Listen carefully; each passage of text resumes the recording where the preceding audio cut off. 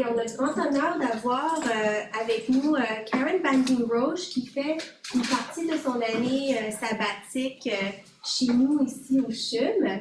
Alors, Karen, qui est professeure et chaire éméritus du département de biostatistiques au John Hopkins en Maryland. Elle est aussi co-directrice du John Hopkins Older Americans Independent Center.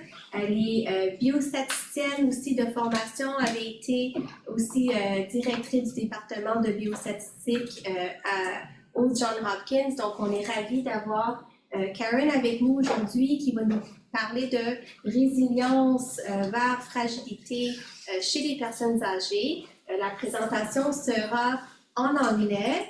Mais n'hésitez pas à poser vos questions en français. On pourrait avoir une période de discussion en franglais, en bon franglais par la suite. Thank you, Karen. Merci, Nadia, pour l'introduction et pour l'invitation. Merci à tous d'être venus. Je regrette sincèrement de ne pas mieux parler français.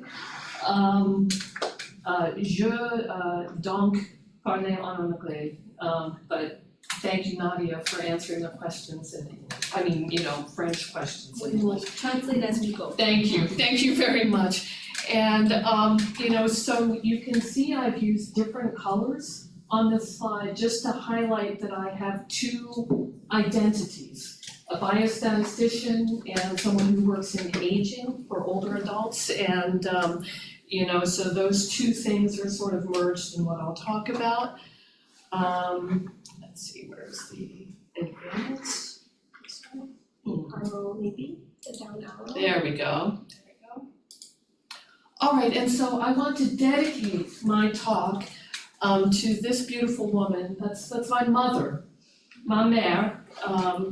Every 20 years, beginning at age 30, on the top left, going around to about 90 on the bottom left. And when she was 90, she had trouble walking, she was weak, but I would not call her frail.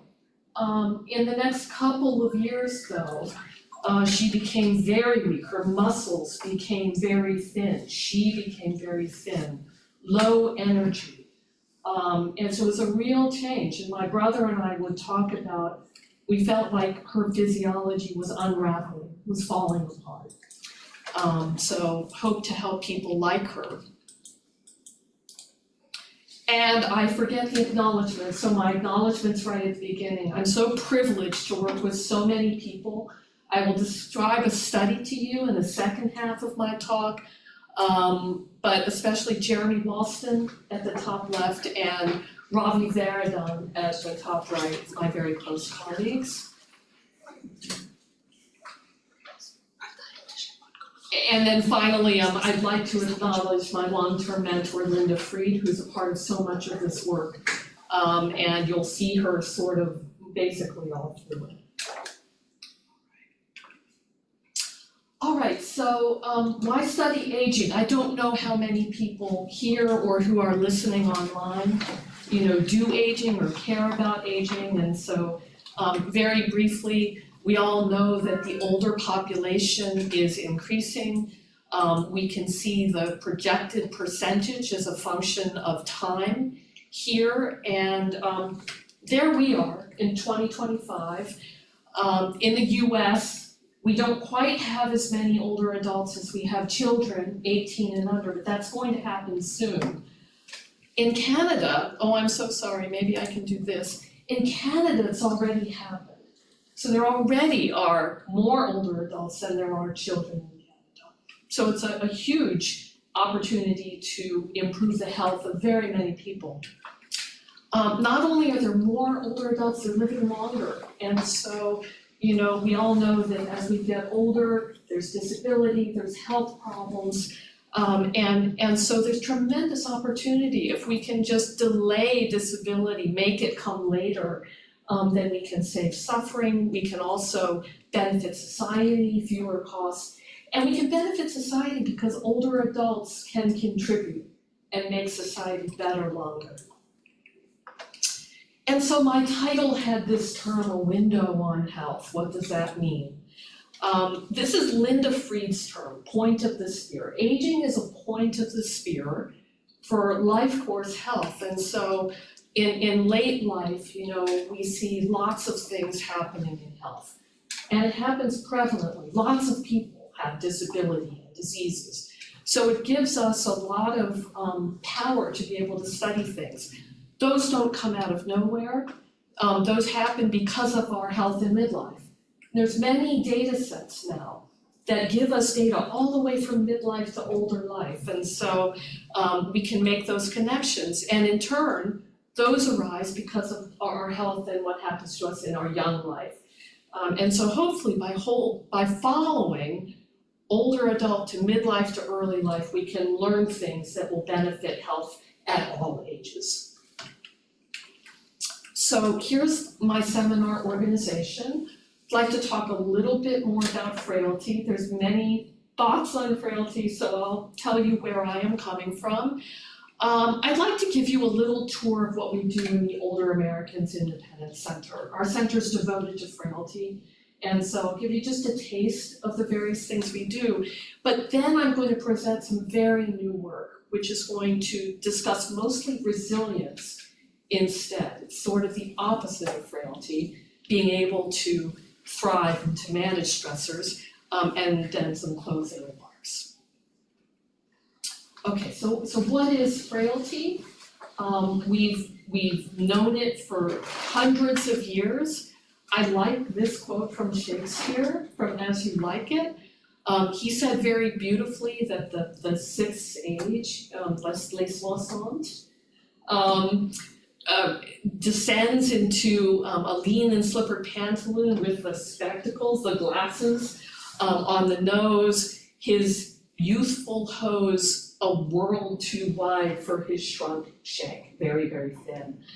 And so, certainly geriatricians, can see it. I think everyone agrees that frailty is a state of vulnerability, risk to adverse health, a lack of robustness, not being able to handle stressors, some hallmarks, being weak, having low energy, muscles really wasting away, just like my mother. Those things were real hallmarks.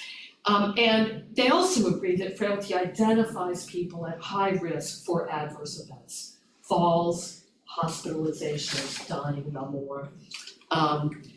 But scientifically, frailty has been the Wild West. There's literally hundreds of different ways of measuring frailty. The one that I'm going to talk about is phenotypic frailty, the physical frailty phenotype. So there's some things that everybody agree on, the idea of low reserve to being able to handle stressors, vulnerability to adverse outcomes. But in the yellow, what's a little bit more unique is this idea of a syndrome, something specific, not just general risk, and resulting from cumulative declines across physiological systems. So I'll talk more about that. This is the definition due to Linda Fried and colleagues. Okay, and so why care about frailty? Same reasons as caring about aging.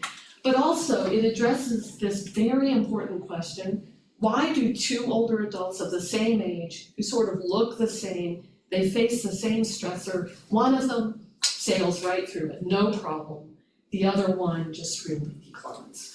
And so that's resilience if you sail through, frailty if you really decline. What if we could tell in advance who was who? We could do something about it, or what if we could actually build them up all along so that they never were frail in the first place. All right, and so frailty identifies these vulnerable subsets. They offer a target for care and management, also for prevention, for intervention, and then resilience is the flip. It allows older adults to continue to engage with life. All right, now I'm going to begin my tour of the Older Americans Independence Center. I don't expect you to read all of this. There's 4 different foci that we have. So biology, we focus on clinical translation, actually impacting healthcare. Measurement, so we study measurement a lot, diagnostic issues, and then finally prevention, epidemiology. I'll give you just a taste of each one of those. And so this is the one on biology. You can see the various underpinnings of frailty that we've hypothesized. The one I think we've done the most work in has to do with mitochondria, which generate energy. But if mitochondria is dysregulated, then that makes people have inflammation. But then there's a vicious cycle. Having too much inflammation can harm the mitochondria. And so this results both in low energy, but also all those bad things with muscle too. In terms of measurement, this is a paper from a long time ago now, almost 20 years. I can't believe it.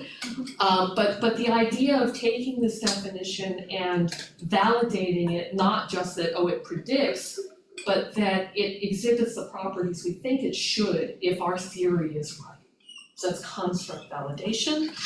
Also, we've studied potential differences in measurement by racial groups in the United States, which surprised us very much, basically maybe an algorithmic bias. I'm going to talk more about that a week from today at ESCO. On the clinical translation side, we've worked in medical subspecialties, surgery, general surgery, kidney disease, heart, cardiac, really a large body of literature demonstrating that frailty identifies people at high risk when they have those sorts of procedures. And then finally, behavioral determinants. How do behaviors affect frailty? Many things, but we've done, I think, particularly a lot of work in physical activity. And so you can see a recent paper by one of our early career faculty here. I want to show you his data briefly. And so this is from his paper. He's looking at incident frailty, new frailty. And we're looking at hazard ratios here. And so the first, third, and fifth are measures of more activity.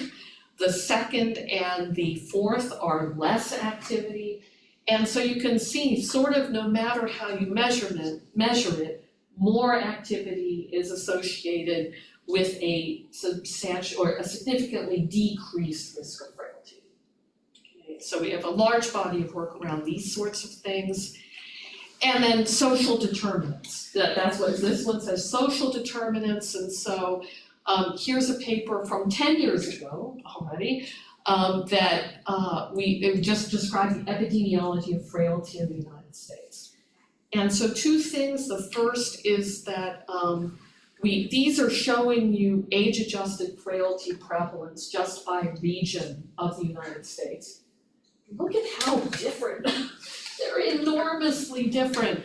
Going all the way from only 11%, this is again age and adjusted for other sociodemographics, in the Mountain West, and 3% in what we call the stroke belt in the United States. The far south is called the stroke belt because people have a lot of diseases, I think because of not as good health practices. Yeah, absolutely. So social, determinants can matter a lot. And now this was the most important finding of that paper. What you see is just prevalences of frailty. Again, look at how different they are by racial groups. So 60 to 80% higher in Black and Hispanic compared to white. These are raw, they're crude, but after you adjust for many, many things, it doesn't at all go away. I mean, it's still about a 50% increased odds. If you stratify by wealth, doesn't go away. If anything, the relative disparity is higher in the wealthiest, and so I think there's very important work to be done to better understand why. Oh, and I should say, s'il vous plaît, posez les questions, si vous voulez. Just stop me. Okay. All right, so now I'm going to go to the new part of the work. I'm going to shift, and from now on, I'm mostly going to talk about resilience. Okay, so this is, you can see this lovely figure from a conference just a couple of years ago. We study physical resilience in particular. Other aspects are very important, but we study physical aspects of resilience. And so how do we define physical resilience? Early on, it was defined as the capacity to bounce back from a physical challenge, something like a surgery, as opposed to a psychological shock.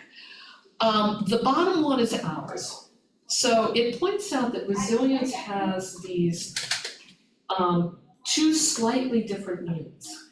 One is the observed resilience, that's really the top one. So your function begins here, you have a surgery. Function may decline, but hopefully it'll bounce back. So this is the observed resilience.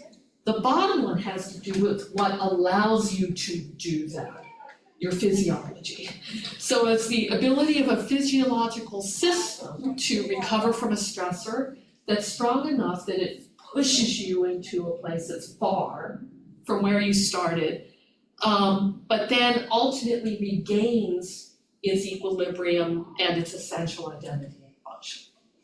Okay, so that's what we think about when we talk about physical resilience. So why talk about frailty in this context? We actually believe that frailty and resilience come from the same physiology. Okay, so this is from a paper a few years ago, and it shows the specific physiology that we have in mind. So at the top you see frailty, you could put resilience here. We believe that the same physiology is responsible for both. If it's good, you're resilient. If it's bad enough, you're frail. And so what are the systems? First, our stress response system. So HPA axis, cortisol regulation, what allows us to face a stressor and to, be able to react to it. And then to have that back off again. The autonomic nervous system, same thing with our heart. We need our heart needs to pump more when we face a stressor, and then hopefully it will return, to where it started, heart rate variability. The innate immune system, that's inflammation. So there's that crucial role of inflammation again. Metabolic system, energy. How do we get energy? And you can see mitochondrial, inputs here, other cellular functions also impacting this. And then finally, musculoskeletal integrity, bone, muscle, okay? So those are the systems we talk about when in that definition, these are the systems that we have in mind. And there's an abundant evidence of association going back a long way, that individual markers, one at a time from these systems, are associated with frailty in this case. And they're all listed here, I won't go back over them again. There's some evidence of multiple system involvement, synergistic. If you have more than one, it particularly elevates your risk, using sort of simple methods. But it's only recently that anyone has, I think in a serious way, tried to evaluate this multi-system dysregulation hypothesis. And because in order to do that, you need a dynamic method. If you want to see how the system responds to a stress, you have to stress it. And so that's the sort of study that was needed. And sorry, you're not going to, maybe I'll move this so that you can see the top. That brings us into the realm of engineering and mathematics actually, in what is called dynamical systems, if I can animate that in. a dynamical system crisis is what we hypothesize leads to frailty. The dynamical system being in good shape is what allows you to be resilient. And so let's talk about that just a little bit more. So here's the idea of the dynamical system. What's a dynamical system? It's an ensemble, a group of things that evolve together, that change together over time. Those things that evolve are called modules. And what they are, in our case, are the various systems. And their cells and the organs and all of those things. Those are the things that change together. Well, how do they stay together? Through protocols. Protocols means they talk to each other, communication. So if you face a stress, the brain has to recognize it. That stimulates cortisol. Cortisol stimulates the heart. And then at some point, the brain has to recognize the stress is over. All this other stuff can turn off. So they talk to each other. I won't go through all of these, maybe one more, this idea of redundancy.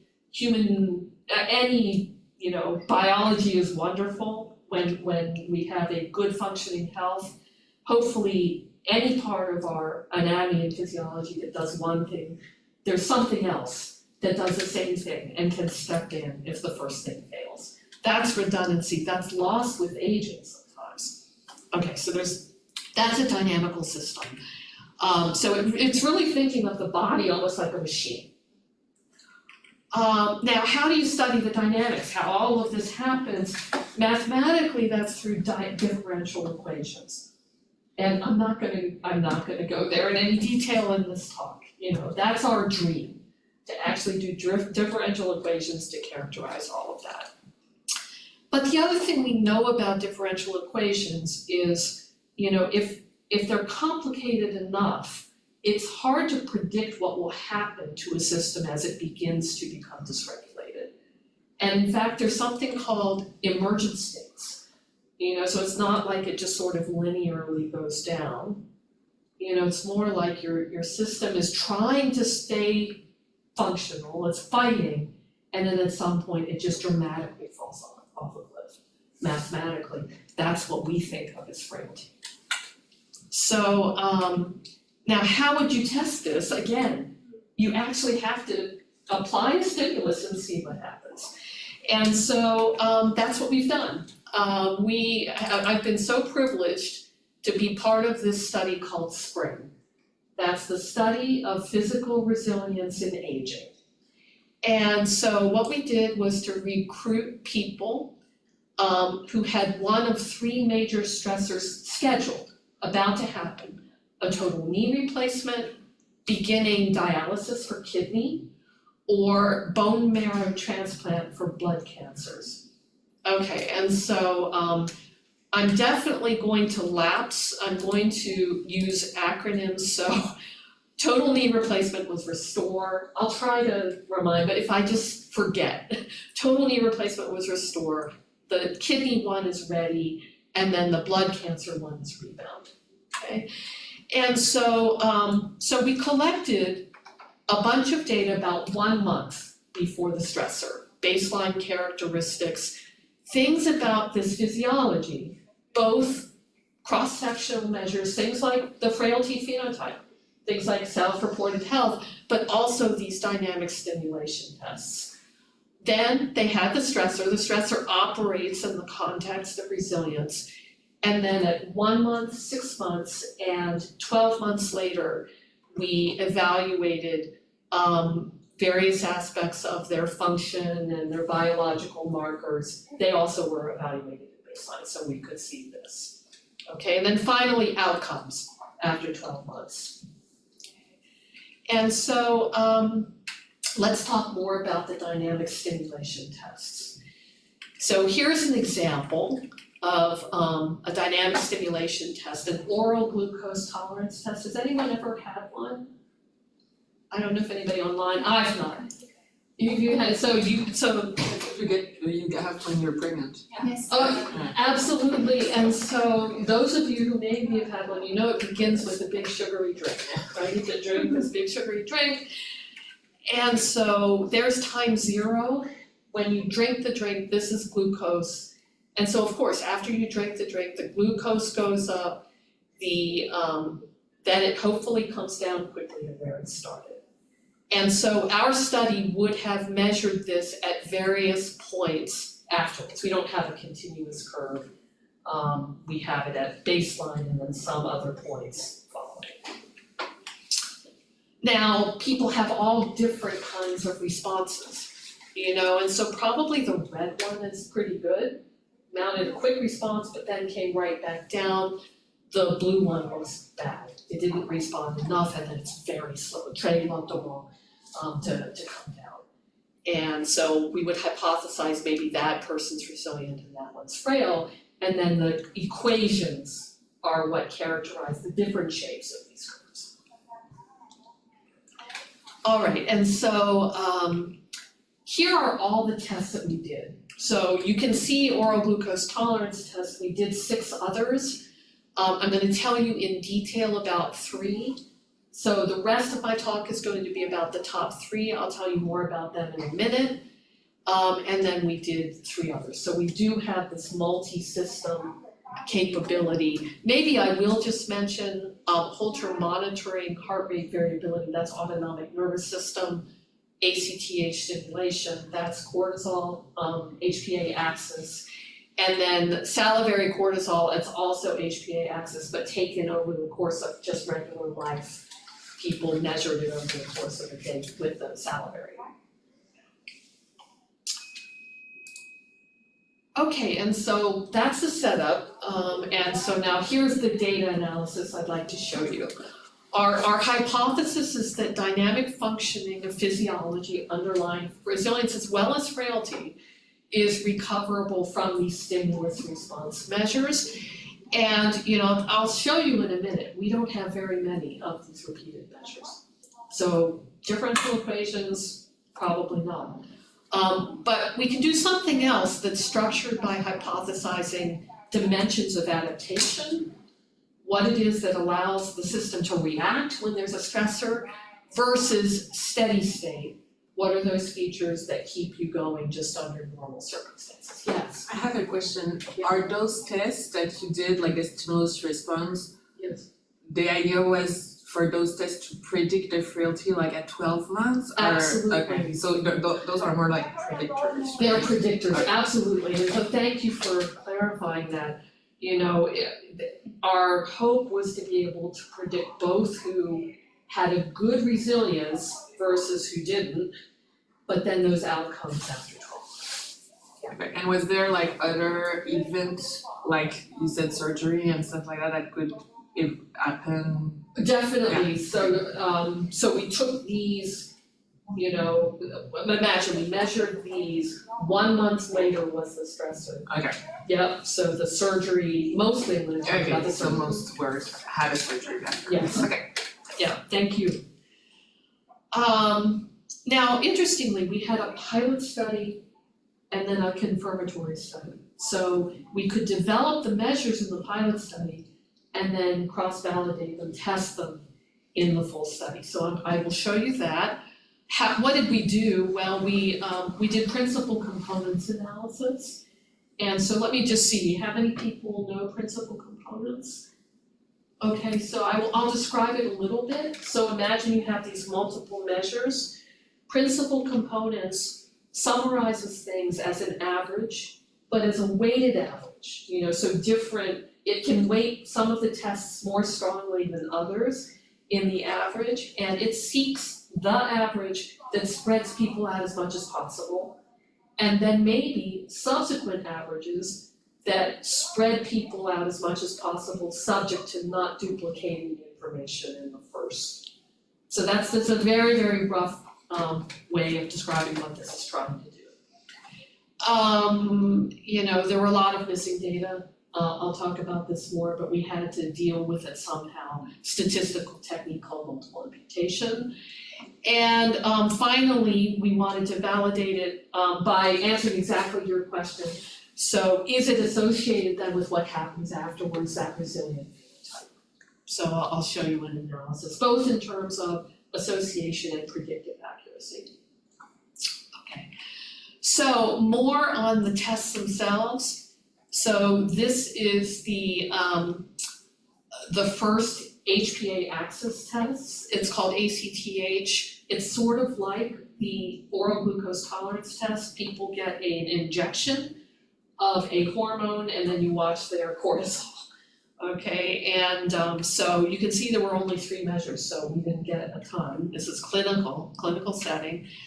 Our steady state measure was the area under the curve, and the adaptation measure was the difference from a log point of view in the cortisol at the end of the test versus the beginning. How close did you come to being back where you started? So those two are ways of describing the curve that you're on the left, That's right, that's exactly right. And so then there's the daily cortisol where they just were at home and they took 4 measures of saliva over the course of the day. And so this one, the steady state, is just the average. Where were they on average? Again, log transformed. And then the adaptation measure was the peak divided by the nadir. So meaning the highest point divided by the lowest point.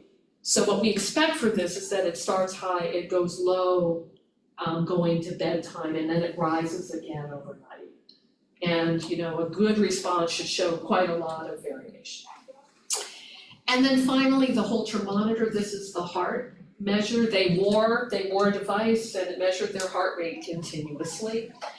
And so for between 3 and 12 hours, and so we used a previously published summary of these. So my colleague, Ravi Varadhan, had published on 2 different scores, also using principal components, that back then they labeled as steady state and adaptation, which basically combine power in 3 different heart frequency domains and then measures of variability. All right, so 6 measures, steady state and adaptation per each of these 3 tests. Final thing we have to describe is then what's the resilience phenotype against which we're going to use to predict. So that's my colleague Chen-Li Xu. And so first of all, this is in the knee surgery. That group decided that fatigability has to do with energy. SPPB, that's a measure of mobility and strength and balance, all in a score. SF36 is self-reported physical function, basically, how well you function. And then the KOOS is a knee quality of life score. And so that's what that last one is. And so he did this beautiful analysis combining data like you have up there. So remember, it's not just one measure, it's a trajectory. You start somewhere, you change, you hopefully come back. That's not any of these, that's just the schematic. And so he did a multi-stage thing. So first, for each measure separately, you have a trajectory. And so he used something called latent trajectory analysis. I don't know if anybody knows that, but it's a sophisticated statistical technique to basically seek out different subgroups of types of trajectories. People say you go like this versus you don't change much. Then he took, the estimated group from each one of the 4 tests and put them together in terms of patterns of having a good versus a bad trajectory across all 4 tests. And so finally that led him to a binary measure of resilience. So 37, N is 112 here, I think it's covered. So 37 deemed non-resilient and the rest deemed resilient. I'm not sure I understood the second step. So the first step is to kind of pool the trajectories together to make 4 different groups of people? No, that's the No? second step Oh, okay. actually. The first step is to basically identify a few shapes of trajectory for each measure. Okay. So very, very good. Then the second step, then you put them all Okay. together. Okay, so beginning with the results then, this is just the descriptive data. You can see there were 79 people in the pilot, sort of equally spread across the 3 studies. There were a little bit, 263 In the confirmatory phase, there was an issue with Ready. I won't go into that unless somebody asks. And you can see the age ranges here, older adults, but to be honest, more in the sort of 65 to 75 range predominantly. Lots of missing data. These were really hard tests to do, the stimulus response tests. So there were basically 44 that had complete data across all of the measures. In the pilot, 128 in the confirmatory phase. So, we did this multiple imputation seeking to get what we could out of these data. Some of the studies had strong racial gender diversity, rebound not as much. Okay. And you can see there were differences in terms of their multimorbidity and their medications as well. Okay, so let me walk you through this. This is the results of the principal components analysis. So here are our 6 measures on the left. What you're seeing in here are those weights, that you put together to get the weighted average. So a high number means it contributes more to the average. So this first one we labeled as adaptation because it loaded strongly on, these 2, the autonomic and one of the HPA adaptation measures. The second one we labeled as steady state because it did the same thing with 2 of the steady state measures. There was a measure that had purely to do with cortisol, regulation across the in-clinic test and the at-home test.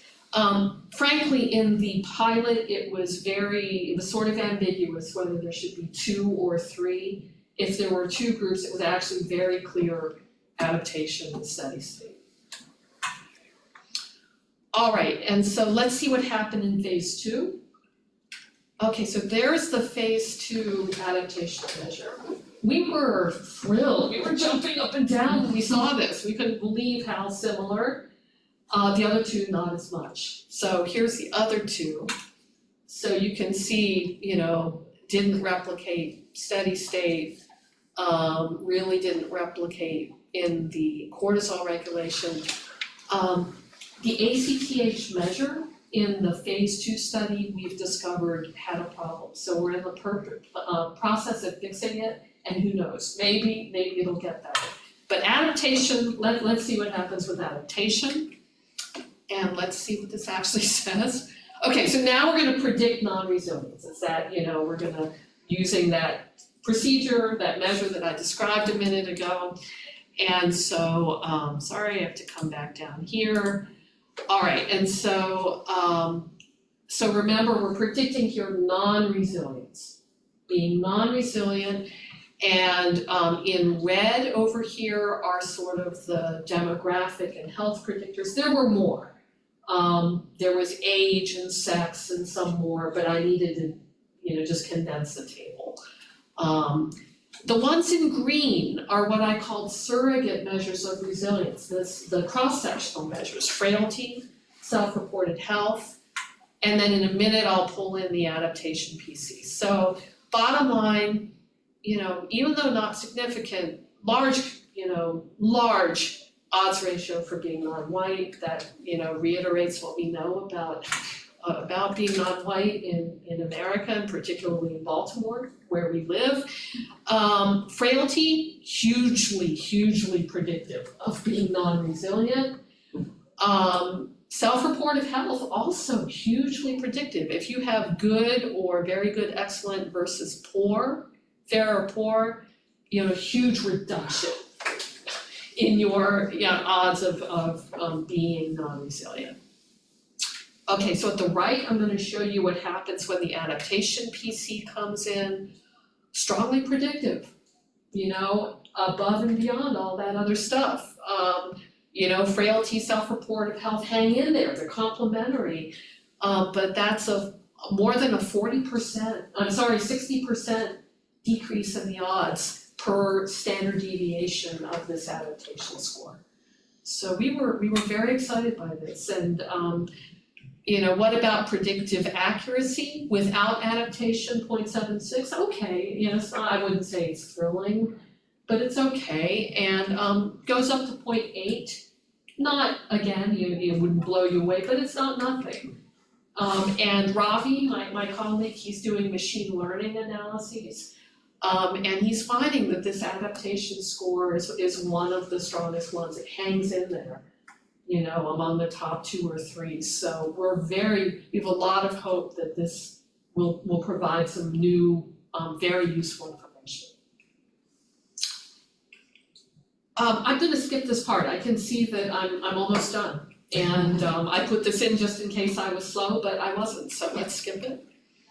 And just go to the summary. And I think that the field has learned a great deal about frailty and resilience, including lots of other, methods of thinking about frailty, going all the way from the underlying biology to social determinants, clinical things, and now hopefully something about that physiology. I think we're making headway. But what now? At the top is super important. There's been so many studies saying frailty predicts bad things. Not nearly as many. What do you do about it? And then evidence that frailty has mattered in what you do about it. So that research is urgently needed. Population and public health strategies. We know that good behaviors matter a lot, but we don't know how to make people do them, including myself. So health promotion, community interventions, going back to those life course implications. Is frailty better than things we've done all along? Maybe it doesn't help us much more than just knowing how many diseases somebody has. So that's very important.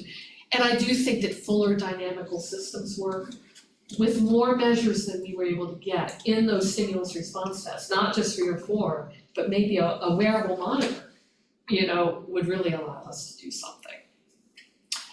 And I think I only have one more slide. Yeah, this is going back to this thing about the future, about health.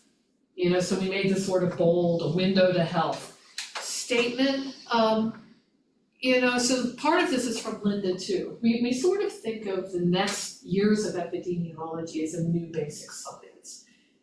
Because in order to study things like we've talked about today fully, you need populations. You can't just do it in clinical populations, you can't just do it in a few people. And so a close connection between epidemiology and basic science that informs each other about what to do next, we think is very important. I have to plug myself, biostatistics, data science, yay. We do think that epidemiology can provide discovery again to tell us what mechanistic studies we should do next. I said that a minute ago. Ultimately also inform life course studies by following things back. We definitely need new designs and measurements. I have never done much in health services data. That's one reason I came to Canada. I'm so happy to be here. But that's absolutely crucial as part of the story. Hopefully that we can achieve health at every age for as long as possible. Merci beaucoup encore.